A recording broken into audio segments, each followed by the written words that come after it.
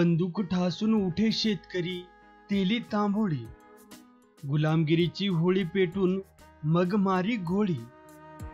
लोकशाहीर साहित्य सम्राट अण्णाभाऊ साठे यांची धुंद ही कादंबरी आज आपण बघणार आहोत.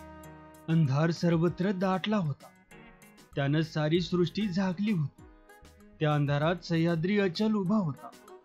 उलट त्याची भव्यता नि गंभीरता अधिकच वाढली होती.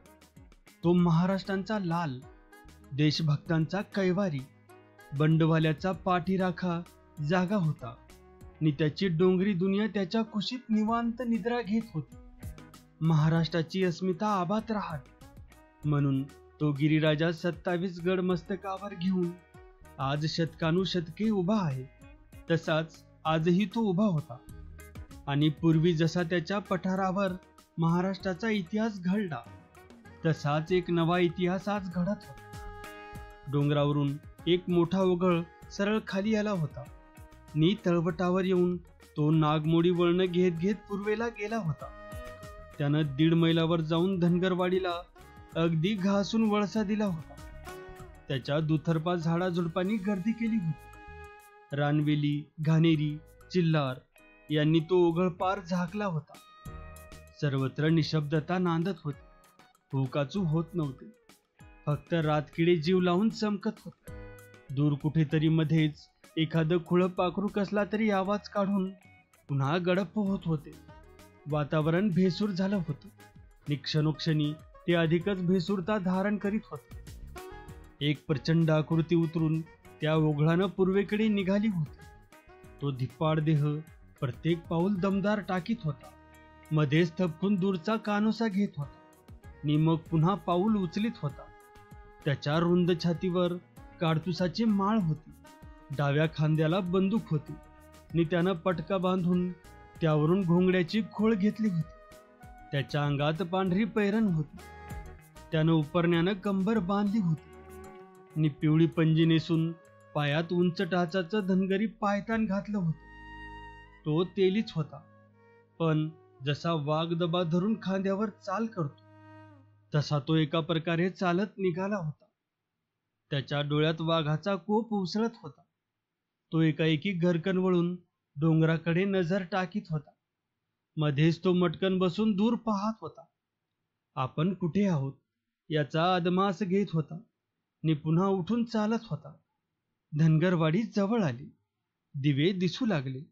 माणसाचे शब्द ऐकू येऊ लागले. ती जेवण वेळ होती. घरोघर माणसं जेवत होती. चोरांची चाहूल घेणारी धनगराची बिलंदर कुत्री आता भाकरीची चाहूल घेत होती. तो थांबला. त्यानं गळ्यातील काडतुसाची माळ सरळ केली. एक निश्वास टाकला. भरकन तो ओघळातून वर आला नि एका घराच्या रोखानं चालू लागला. त्याचा अदमास बरोबर होता. ज्या घरी त्याला जायचं होतं तेच घर त्याच्या समोर आलं होतं. तो त्या घराच्या परसदारी पोहोचला. त्या घरानं ओघळाकडं पाठ केली होती. त्याच्या परसदाराला एक कोंडार होतं. त्या कोंडारात मेंढरं बसली होती. त्या घराच्या पुढील दारी काय आहे हे मागून मुळीच दिसत नव्हतं, परंतु ते घर एका मातब्बर माणसाचं असावं असं चटकन वाटत होतं. तसं ते मजबूत नि मोठं होतं. तो त्या घराजवळ येऊन थांबला. मेंढरांचं कोंडार बाभळीच्या शिऱ्यांनी दाट कुंडलं होतं आणि त्या कुंपणाच्या आत मेंढराची खांडं आराम करीत होती. पुढील सोप्यात पोरं बोलत होती आणि मध्यघरात भांडी वाजत होती. तो तयार झाला. त्यानं आपली बंदूक सरळ धरली आणि वाघानं झेप घ्यावी तशी त्या कुंपणावरून जबरदस्त झेप घेतली नि तो मेंढरात पडला. मेंढरं धडपडली. बसलेली उठली. मेंढराचं दूध भरपूर पिऊन त्यांच्याच उभी पडलेला वाघ्या कुत्रा सावधच होता. ती उडी घेताच तो भूभू करून उठला आणि विजेच्या वेगानं पुढं धावला. वाघ्या, अरे मी आहे, तो म्हणाला. तसा वाघ्या शांत झाला आणि तसाच पुढे जाऊन त्याच्या गळ्यात पडला. त्याला चाटू लागला. भावाला भाऊ भेटावा तसा वाघ्या त्याला भेटला. मग तो खाली बसून वाघ्याला गोंधळीत म्हणाला, मला वाटलं वाघ्या तू झोपला असशील. एवढ्यात परसदार उघडलं गेलं. घरातील दिव्याचा उजेड मेंढरात आला आणि त्याबरोबर एक कडवा आवाज घुमला. कोण हाय ते? मी मी हाय, सखाराम. कोण? मास्तर तुम्ही? सखारामच्या हातात फरशी कुऱ्हाड लकाकली आणि तो चकित झाला. पुढे जाऊन मास्तरासमोर बसला. म्हणाला, मास्तर, काय हे? इतकी रात करून आलासा? होय, रात झाली खरी. मास्तरांनी बंदूक बाजूला ठेवली. सखाराम दबक्या आवाजात गंभीर होऊन म्हणाला, मास्तर, काय? बोला ना. तुम्ही रात करून बाहेर पडणं धोक्याचं नाही का? धोका?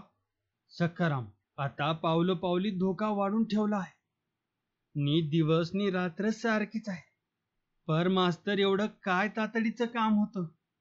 अरे बाबा, तातडीचं काम होतं म्हणून तर मला येणं भाग पडलं. मास्तरांनी वाघ्याला मांडीवर घेत उत्तर दिलं. जेवणार का? हो, जेवणार. आणि तुमचं तातडीचं काम बी सांगून टाका. सखाराम बोलला. आपली सर्व माणसं बोलव आणि राजीव पाटलांना न चुकता सांग की मी आलो आहे. लवकर या. जा, मग बोलू. बरं, तुम्ही भाकरी खावा, तवर सारी मंडळी येतील. सखाराम म्हणाला. सावध असा. काही काळजी करू नको. मास्तर वाघ्याची पाठ ठोपटीत म्हणाले. हा आहे माझ्या मदतीला खंबीर. सखाराम कुऱ्हाड घेऊन उठला आणि घरात गेला. जाता जाता त्यानं बसलेली सर्व मेंढरं उठवली. मास्तर गडप्प झाले. सखाराम गेला आणि मास्तर एकटेच मेंढरात बसले. त्यांच्या पुढं अनेक प्रसंग साकार झाले. ते विचार करू लागले. ते 42 साल सरकत होतं. ते दिवस भारतीय जनतेच्या जीवनात अभूतपूर्व असे होते.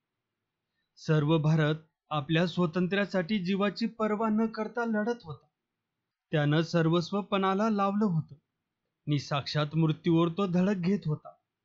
आपल्या स्वातंत्र्याचा महान अरुणोदय पाहण्यासाठी सारा देश उत्सुक झाला होता आणि त्या आघाडीवर महाराष्ट्र अगदी बिनीला लढत होता. बंदूक ठासून उठे शेतकरी, तेली तांबोळी, गुलामगिरीची होळी पेटून मग मारी गोळी. पोवाडे सर्वत्र गायले जात होते. शेतकरी निर्भान झाले होते. त्यांची तरुण मुलं त्या संग्रामात उतरली होती आणि लढत होती. त्यांनी त्यागाची सीमा ओलांडली होती. ते बंदुका शोधित होते आणि त्यांना बंदुकीचं वेडच लागलं होतं. एका काडतुसाला एका जीवाचे मोल प्राप्त झाले होते. उभा सातारा जिल्हा बंदूक बंदूक करत होता. शेतात पेरणीसाठी बी पाहणारा शेतकरी आता एक एक काडतूस हुडकीत होता. त्यासाठी जीवाचं रान करीत होता. गोव्यापासून मुंबईपर्यंत त्याची दौड सुरू होती आणि साताऱ्यात तर मातीचा कण न कण जागृत झाला होता. स्वराज्यासाठी झटकून कटून जायला तरुण तयार झाले होते. थोड्या वेळानं कोंडाबाई जेवणाचं ताट घेऊन आली. ते ताट मास्तरापुढे ठेवून ती पुन्हा परत गेली आणि एक कंदील घेऊन आली. त्याची वात मंद करून ती मास्तरापुढे बसली आणि त्या मंद प्रकाशात मास्तर जेवू लागला. त्यांनी विचारले, काय कोंडाबाई, बरं आहे ना? हो, बरं आहे की. कोंडा ही सखारामची थोरली लेक होती. ती आज वयात आली होती. ती रंगानं सावळी होती, पण नाकी डोळी तरतरीत होती. तिचे डोळे पाणीदार होते आणि चेहरा तर खुडून घ्यावा असा होता. ती उभार देहाची तरणी पोरगी मास्तरांना देव मानित होती. त्यांच्याविषयीचा अपार आदर तिच्या हृदयात बसत होता. ती आता तारुण्याच्या अंगणात उभी होती आणि तिला नियमित रेखीव निवतीव घडवल्यामुळं तिला पाहणारीची दृष्टच लागत होती. मग काय कोंडाबाई, तुझ्या लग्नाचं काय ठरलं? मास्तरांनी जेवता जेवता विचारले. तशी ती लाजली, तोंडाला पदर लावून हसली. म्हणाली, मी काय सांगू. तिच्या उभार देहाचा मुरठा झाला. स्पर्श होताच मुरठा होणाऱ्या लाजाळूप्रमाणे ती मुरडली आणि हसत राहिली. लग्नाचं नाव काढताच इतकं लाजायचं कारण नाही. मास्तर हसत म्हणाले, तू लग्नाचं नाव ऐकताच इतकी हसतेस का? मग काय रडत बसू. ती मोठ्यानं हसली.